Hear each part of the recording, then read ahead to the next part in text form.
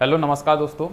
चलिए तो आज मैं आपको पढ़ाने वाला हूँ फिर से कार्बोहाइड्रेट। जैसे कि अपन लोगों ने पिछली क्लास में देखा है कि कार्बोहाइड्रेट को पढ़ लिया था। कार्बोहाइड्रेट का फर्स्ट पार्ट अपन पढ़ चुके थे। कार्बोहाइड्रेट में अपन लोग डाइसैकेराइड तक पहुंचे थे। अब डाइसैकेराइड के बाद अपन लोगों ने ओलिगोसैकेराइड में डाइसैकेराइड पढ़ लिया था, फिर उसके बाद ट्राइसैकेराइड पढ़ लिया था। ट्राइसैकेराइड के बाद क्या होता है कि अपन लोग आते हैं अब पॉलीसैकेराइड पे। जैसे कि हमने क्लासिफिकेशन किया था तो सबसे पहले बताया था आपको मोनोसैकेराइड के बताया था उसके बाद बताया था हमने आपको ओलिगोसैकेराइड। मोनोसैकेराइड में ओनली वन मॉलिक्यूल प्रेजेंट होता है और ग्लूकोज का, ठीक है ना, यानी कि मोनोसैकेराइड का ओनली वो बेसिक यूनिट कहलाती है, यानी कि C6H12O6 वो हमने आपको स्ट्रक्चर बताया था, यानी वो बिल्कुल बेसिक यूनिट होती है। फिर आगे बात हुई थी अपनी ओलिगोसैकेराइड की। तो ओलिगोसैकेराइड में 2 से लेके 6 मॉलिक्यूल प्रेजेंट थे। कितने थे? 2 से लेके 6 मॉलिक्यूल प्रेजेंट आ रहे थे। तो वो अपन लोगों ने पढ़ा था अपन लोगों ने ओलिगोसैकेराइड में।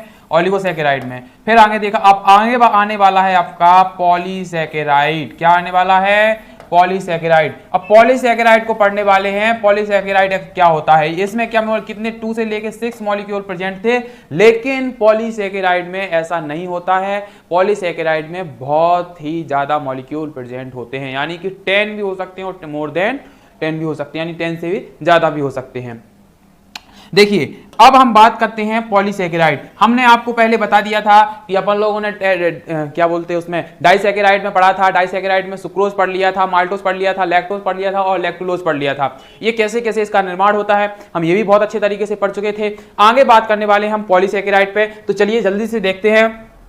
थर्ड क्या पढ़ेंगे आप? पॉलीसैकेराइड। ठीक है, पढ़ेंगे पॉलीसैकेराइड।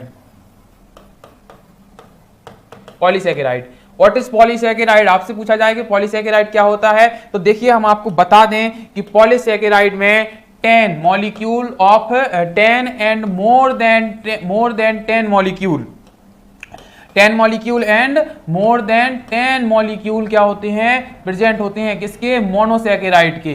किसके? मोनोसैकेराइड के। तो इसमें मोनोसैकेराइड के 10 और 10 से ज्यादा मॉलिक्यूल प्रेजेंट होते हैं। समझ में आया ना? उनसे जाके ये मिलता है तो हम लिखेंगे इसको, क्या लिखेंगे? It is combination of 10 and more than 10 और and 10 and more than 10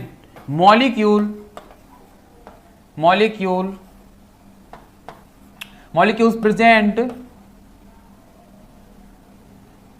present लिखने, हाँ प्रेजेंट भी लिख सकते हैं। 10 मॉलिक्यूल ऑफ मोनोसैकेराइड, सीधा लिख दीजिए ऑफ मोनोसैकेराइड।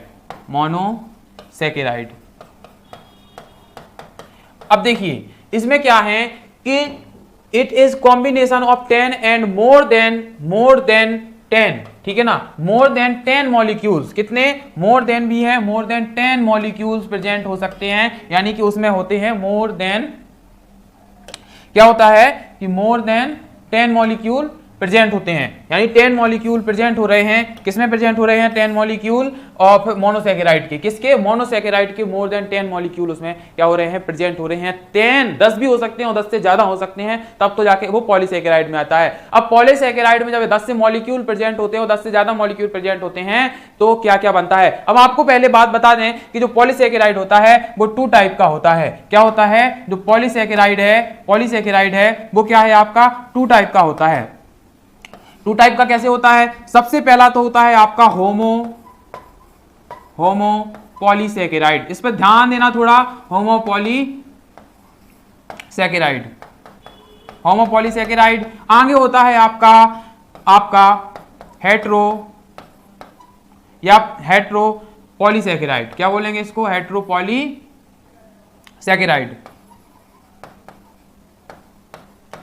पॉलीसैकेराइड।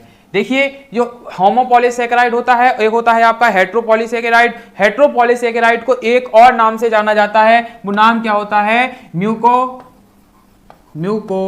पॉलीसैकेराइड, इसको हम म्यूकोपॉलीसैकेराइड के नाम से भी जानते हैं। ध्यान रखना है आपको इस वर्ड का कि म्यूकोपॉलीसैकेराइड से भी इसको जानते हैं। जो होमोपॉलीसैकेराइड होते हैं, जो होमोपॉलीसैकेराइड होते हैं वो क्या होते हैं? तो होमोपॉलीसैकेराइड होते हैं ऐसे मॉलिक्यूल जो क्या होते हैं? सेम होते हैं। उनका रंग रूप कैसा होता है? सेम होता है। उनका ढांचा बिल्कुल कैसा होता है? सेम होता है।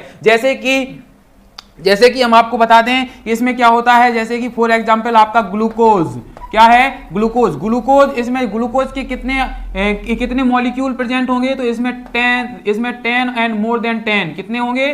10 and more than 10 molecule present होंगे, यानी कि बहुत ज्यादा हो सकते हैं, 250 से लेके 1000 हो और इससे भी ज्यादा हो सकते हैं। ठीक है, तो ये लेकिन इसमें है होमो का मतलब कि सेम, बिल्कुल कैसा होगा? होमो का मतलब क्या होता है? होमो का मतलब होता है सेम। कैसे होंगे वो? बिल्कुल सेम होंगे। कैसे होंगे? बिल्कुल सेम होंगे। इस बात का ध्यान रखना, होमो का मतलब क्या होता है? सेम, यानी एक जैसे होंगे, यानी ग्लूकोज के ही होंगे। अगर हो सकता है फ्रक्टोज हो तो फ्रक्टोज के ही होंगे, तो ग्लैक्टोज के होंगे, लेकिन इसमें अलग अलग नहीं होंगे। होमो का मतलब एक के ही मॉलिक्यूल प्रेजेंट होंगे और वो ज्यादा होंगे, 10 से ज्यादा होंगे। ठीक है ना, इतना समझ में आया? आगे बात करते हैं हेट्रोपॉलीसैकेराइड की। हेट्रो का मतलब होता है डिफरेंट। हेट्रो का मतलब क्या होता है? डिफरेंट। तो इसमें डिफरेंट टाइप के मॉलिक्यूल प्रेजेंट होंगे। उसी में आपका ग्लूकोज आ जाएगा, उसी में आपका फ्रक्टोज आ जाएगा, और ये कैसे हो सकते हैं? हजारों लाखों की संख्या में भी हो सकते हैं। जैसे कि ग्लूकोज और फ्रक्टोज का मिक्सर हो गया, वो 1 लाख की संख्या में हो गया, तो वो आपका क्या, 1 लाख मॉलिक्यूल प्रेजेंट हो गए, तो समझ जाइए वो क्या है? आपके हेट्रोपॉलीसैकेराइड है। ठीक है, अब हम बात करते हैं होमोपॉलीसैकेराइड की। किसकी बात करते हैं? होमोपॉलीसैकेराइड की। What is homopolysaccharide? ठीक है, दोनों की बात करते हैं। सबसे पहले होमोपॉलीसैकेराइड की, फिर उसके बाद हम हेट्रोपॉलीसैकेराइड की बात करेंगे। ठीक है, चलिए देखिए।